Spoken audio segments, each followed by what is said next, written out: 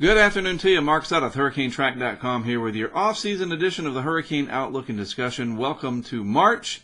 It is Monday, March 2nd, 2020. We are 90 days away from the start of the Atlantic hurricane season as of today. 90 days, that's it. That's going to go by very quickly. We have a lot to do, a lot to talk about in the next 90 days. A lot of events coming up, and it's going to be a very busy time. And before we know it, June 1st will be here, and it'll be hurricane season once again.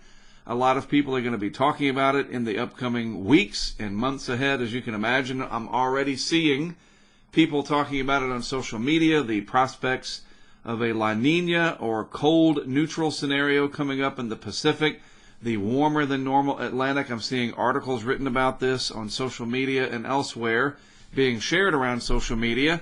But you know what? If you have been watching these updates since the very beginning of the year, we've been on top of this since the get-go, right? Since the very early part of 2020. So no surprises there. We are right at that precipice of where things could kind of go either way. It's called the spring predictability barrier. The computer model guidance, the climate models kind of have a hard time adjusting to the changes that are going on around the globe this time of year. And so there's a little bit of uncertainty built in, but overall, it's looking pretty favorable for the upcoming Atlantic hurricane season to be fairly busy. I'm seeing, like I said, more and more people talk about that prospect, and so we'll keep a close eye on things as they evolve over the next 90 days. All right, so real quick, as we start off today's tour of what's happening around the world, well, at least the Western Hemisphere anyway, a quick shot of the Atlantic Basin, since we're talking about hurricane season coming up. And you notice there's a pretty large upper-level storm system sitting out here to the northwest of the Cabo Verde Islands. Very dry, stable air out across this area. Lots of African dust, the Saharan air layer quite prevalent. This is an upper-level low, meaning that it's not at the surface. You have some cold air in the mid to upper levels of the atmosphere rotating counterclockwise over relatively warm water, 23, 24 Celsius or so.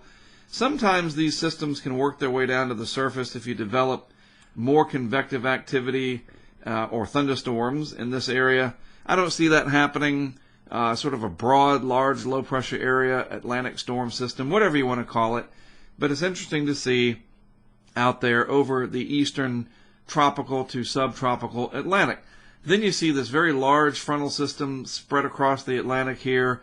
Cold air advection with a cyclonic storm system up here coming off of the Canadian Maritimes. Subtropical jet stream cutting across the southwest U.S. out of Mexico as more energy tries to come down out of Canada. March is the beginning of the typical severe weather season for the lower 48. March, April, May into the first couple of weeks of June. And we will focus on that more and more as well. Got some exciting projects ahead that helps us to be prepared. I call it our spring training for hurricanes. You know, I try to get out and tackle some winter storms, and I've already been able to do that twice this season. Once right here in North Carolina in my backyard, almost literally, and then most recently, as I'll show you in just a few minutes, up along the Great Lakes region off of Lake Ontario to be specific. And it actually yielded some really interesting results. We'll show you that in just a moment. So for the most part, again, the energy down in the deep tropics this time of year is virtually nil. You don't have a lot of tropical wave activity coming across, barely any at all. And the trade winds are pretty brisk through here, nothing extraordinarily out of the norm. But you don't have much weather. It's kind of dry for the most part, with the occasional passing shower. There's just no large-scale organized areas of convective activity down in the deep tropics, typically in March. We don't see that. The jet stream and the energy is usually still focused up here in the northern latitudes, and we're gradually, though, as I've mentioned, going to shift to the area in the deep tropics between now and the next 90 days. It's coming. That's going to go by very quick. You'll see. All right, so as we look ahead to the 2020 hurricane season, here is the list. It's a list, which is singular, so it's here is. I had to remember my grammar. It's interesting with this whole corona COVID-19 virus thing. We're all learning how to wash our hands again. So whatever, going back to grade school, and I'm trying to learn how to do grammar. So washing hands and grammar, we're all back in kindergarten once again, or whatever, elementary school. It is a list. So here is the list. See, I derailed myself trying to be proper.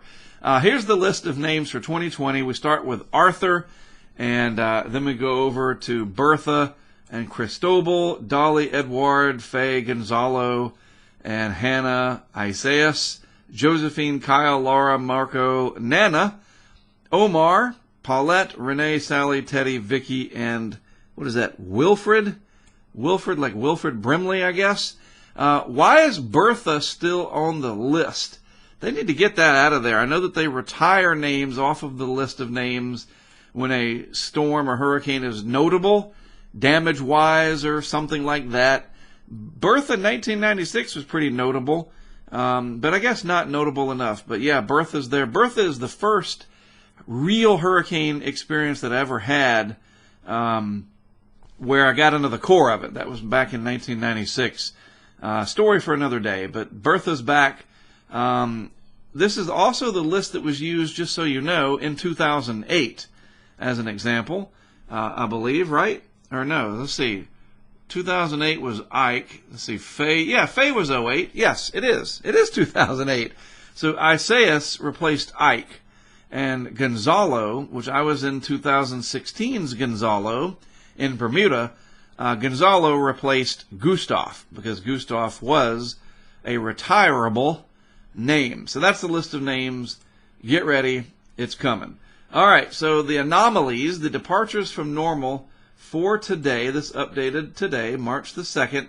Again, the Atlantic main development region, generally speaking, warmer than average. The subtropics up here, warmer than average. We're cooling it off in parts of the Pacific. A few areas of warmth along the ENSO regions, but the subsurface temperature anomalies indicating a battle between warm and cold, and the modeling generally suggesting, which I'm going to show you here, that we're going to head towards a more cool neutral to La Nina almost. It just depends on what you look at, which models. And this is a great visualization of understanding the model guidance from the Bureau of Meteorology. We start off here in March, and right now the mean down here, or the average right there, generally leaning on the right-hand side of that vertical divider. In this case, the visualization, neutral or zero, is down the middle in the vertical. And so on the right-hand side of it, over here, would typically be warmer than average, and on the left-hand side would be colder than average. I think that's really neat how they do this. And so, if we move out into time, this is March, and again, pay attention to this right here. This is the mean, or the average, of all these models through here. So watch this little block right here as we go through time. There's March, and in April it shrinks, and now more of the model guidance, the CAN-SIPs, the NASA, all leaning again on the left side as we get it. That's April. This is May. The NASA model really going full on for headed towards La Nina. But look at the mean by May, real close to neutral in the ENSO 3.4 region. That's kind of the eastern third or so of the tropical Pacific. That's not really, I have to show you sometime. It's hard to explain, but that's a major area of the Pacific. That's what Phil Klotzbach looks at. His group from Colorado State University. They look at a lot of other things, of course, but the Nino 3.4 region, mentioned right there, is a big part of what we look at. Let me just show you real quick, just so you understand. That's generally this part of the Pacific right here, roughly speaking. That's not exactly it, but that gives you an idea of what we're talking about. So that's May. Then by June, oh, there we go. We start to lean on the left side of neutral, and the NASA model really going close to La Nina there. And the Bureau of Meteorology's definition of La Nina is 0.8 Celsius or lower. CPC, Climate Prediction Center, United States government, whatever, weather folks, is a half a degree. So 0.8 for the Australians, 0.5 for the Americans, I guess, is one way to look at it.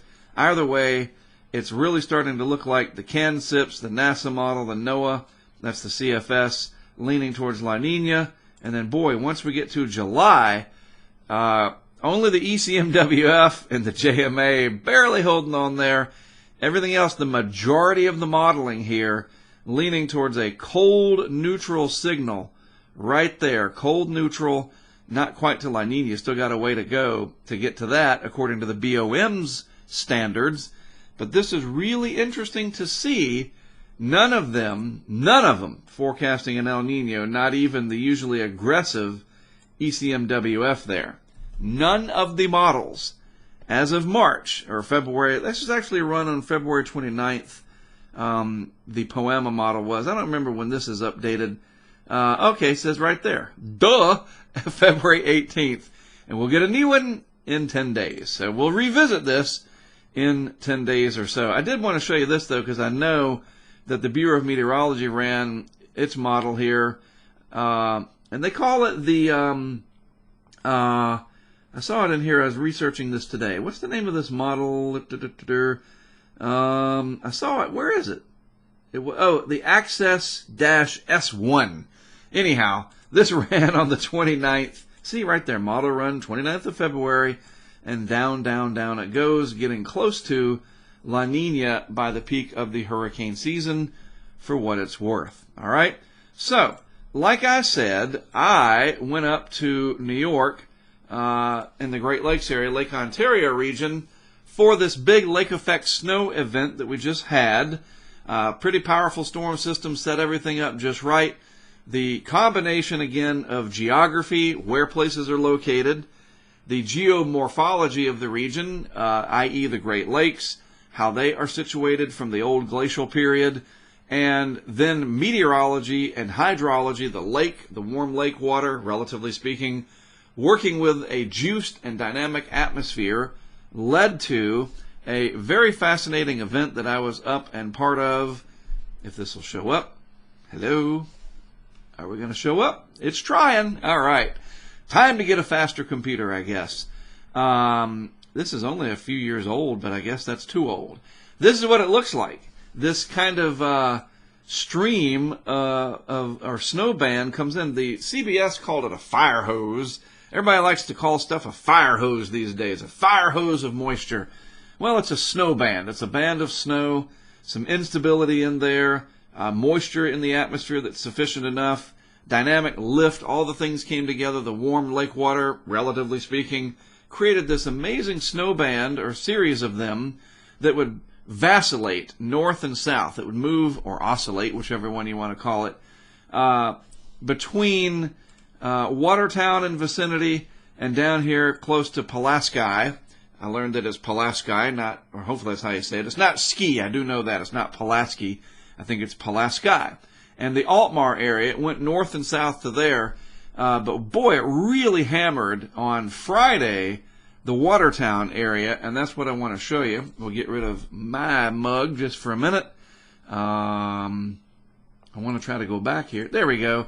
So this is what it looked like in Watertown. This is one of my favorite videos. If it'll load, come on. Gentleman trying to walk to work there. Near whiteout conditions in Watertown, New York. Very, very, very heavy snowfall rates. Please go away. Thank you. And, you know what? I'm going to have to just start doing this on a MacBook. I think I'm going to just buy a MacBook and screw the Windows stuff. I'm trying to show a video here. Leave me alone, Windows. There's the guy walking to work. And again, very heavy snows, 3 to 4 inches an hour. Some areas received 30, 40, 50 inches, depending on where you were. Higher drifts. Really, really remarkable to be there and to see it in person. This is one of my favorite handheld shots that I did. One of the country roads. Snow to beat the band up there. Beautiful farm country, wide open landscapes. Roaring wind. Golly, it was just really, really amazing. But here's the remarkable thing, and this is a true story here. I flew up to Syracuse Wednesday night and had reserved a Ford F-150 from Enterprise. When I got to Syracuse, to the airport, they didn't have any Ford F-150s, they said. So what did I get? I should have put the picture of it. Doggone it, I forgot. It's all right. I got a minivan. They gave me a minivan, a Dodge Caravan. And so I drove around in a minivan it seats 9 or 8 or something like that. And I dealt with all this stuff, and I never got stuck. And I got stuck one time, but it was more like, oh, I'm stuck a little bit. And a couple people helped push me back out. I pulled into a parking lot, and the snow was just too deep there, so I kind of got stuck. But I never got stuck to where, oh, I'm stuck, and I got to call AAA or somebody to come tow my butt out. I never slid off the road. I never had any issues, and it's in a Dodge Caravan that I did all this. So I'm going to pat myself on the back that doing this for the past 6 or 7 years, going into winter storms on purpose, has given me the training. And I'm not saying that I'm invincible now. Believe me, there's a fine line between hubris and, success. And I was just very proud of myself that I drove a minivan in all that mayhem up there and didn't have any problems. I got ahead of myself. We'll show this in a minute. So another thing that I did is I put a camera out on one of the trees down at Southwicks State Park. There were no light poles or anything else, so there's got these beautiful trees. So I ratchet strapped the GoPro camera to the tree, and that's Lake Ontario back there in the background. And I got this really neat time lapse because of that I want to show you. This is what it looked like from the tree. And you can clearly see the flow comes off of Lake Ontario there, thoroughly agitated by the strong low-level wind, and it just wicks up that moisture. The dynamics of the atmosphere are such that that stream of moisture comes inland and wrings it out as snow, especially over the Tug Hill Plateau where there's an elevation change of a few hundred feet. And that extra lift where it bumps the air up, it forces the air up, we call that orographic lift. Just utterly fascinating to me. Some people hate the snow. I just don't get it. I mean, I wouldn't like it for 3 months in a row. I get that. But man, this is really, really neat. I tried to do as much as I could to study it from a geographic perspective, the impact on people. There's a lot to be learned from this. It's not just, storm chasing, so to speak. A lot to be learned. And then the other thing that I did, I took my GoPro and I set it up on a little piece of foam, and a band was getting ready to move south over Altmar, and this is what I got. The GoPro is about 1.5 inches tall. I set it right on top of the foam onto the existing snowpack and caught about 3 inches of snow in an hour's time. It snows and accumulates on top of the foam, covering up the GoPro, and then it goes over the GoPro. When I went to pick it up about an hour later, it had about 1 inch of snow on top. So it was about 2.5, maybe 3 inches as it's compressed down. You get about 2.5. But it was a snowfall rate of about 2.5 to 3 inches in that hour. Really, really neat to do. I'm a weather geek. I can't help it. It's just kind of fun, if you will. I know these things can be disruptive, so don't get me wrong. It can be dangerous, but it's fascinating and exciting to be able to put the equipment to use that we normally use in the off-season or in the hurricane season. I get to practice it in the off-season. And I was able to learn a couple of things about some of the equipment that will help me for the upcoming hurricane season. A couple of the cameras had some issues that I was able to remedy just using old problem solving, 1, 2, 3 scenario steps. And now those problems are solved, and those cameras will work very well for hurricane season, which, as I said, 90 days away. Remember? All right, so moving on to lower 48 weather. Not much today, thank goodness.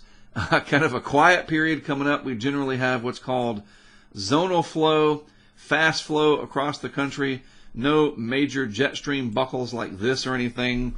And I can show you that reflected in the weather pattern in just a moment on the GFS.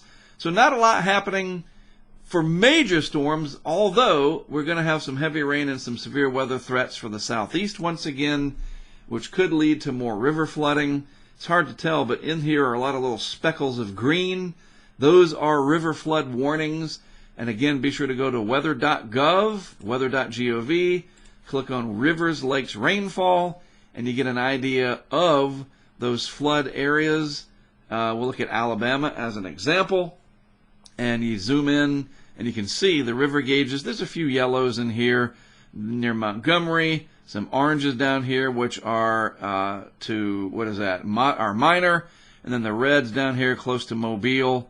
at the Saraland area was coming out of major down into moderate flood stage, but with more rain forecast for this area, several inches over the next couple of days, some of these areas could flood even more. So as a reminder, weather.gov is your greatest crowd-funded weather in the world. Oh, look, that's an old cached image. There we go. That's so funny how it does that. Weather.gov. Storm Prediction Center, slight risk for today in parts of the Tennessee Valley, across the Mississippi River Valley as well. And just even the slightest chance of thunderstorms in eastern North Carolina. Interesting to see that. Temperatures outside right now in the 70s. That's today. Tomorrow, West Texas into Central Texas as another storm system comes out. Day 3, the Gulf Coast region, so the I-10 corridor. No major tornado outbreaks. This is just a general slight risk. Hail, maybe the smallest risk of tornadoes, some gusty winds. But the biggest threat, honestly, is going to be the heavy rain across this region. So be mindful of that as the week progresses. This is what it looks like on the GFS from the 12Z run today. And we move this out into time. You see that rain and storminess coming across and out of Texas, across the deep south. And then, interestingly enough, watch this little low pressure area right there. As we get towards the weekend, that's the surface low. There's upper level energy coming down out of Canada this way. And it might, just might, try to combine. Look at that. It deepens very rapidly. That is Friday morning, and it's 994. By Friday afternoon, it's 982. And hey, by Saturday, Friday night into Saturday, 970 millibar low out over the ocean. Maybe, just maybe, in southeastern Massachusetts, a blizzard. We'll see. I don't want to get too far ahead of myself, but you never know. And then there's that northwest flow coming in. More snow for the Appalachians, which you guys really need for your ski tourism economy. It's coming. More northwest flow. Maybe some lake effect snows, of course, off the fairly warm lakes. And then that storm system moves on off towards the Canadian Maritimes. 9:59 by very early Saturday morning, Friday night into Saturday. That thing really deepens. So we'll watch and see what happens with that. Coming up towards hurricane season, I will talk about this more and more. We are funded mostly by Patreon, a crowdfunding, awesome way to do things and support what I am doing, my team and I. But I'm also able to use it as our own little micro-universe of blogging, social media, video post, updates, interaction with the patrons, etc. I post the video stuff here first. And why not? These are the folks that are funding it and helping us to do what we want to do. So if you join up on Patreon, there's a lot of different tiers from $1 a month all the way up to $100 a month or more, and you get amazing access depending on what level you sign up with. But the bottom line, this really helps to fund our operation. It is expensive to do, like the trip to New York that I just took. The plane ticket alone, $590. The rental car, almost $350. The minivan. And a large part of that is supported by folks on Patreon, and the results are immediate. We're able to do the podcast that I have on there, Stories from the Hurricane Highway. The new television series that I'm developing called The Hurricane Highway. It's a multi-part series. All of that going to be on Patreon. Very similar to what Amazon Prime customers get, where it's included with Prime.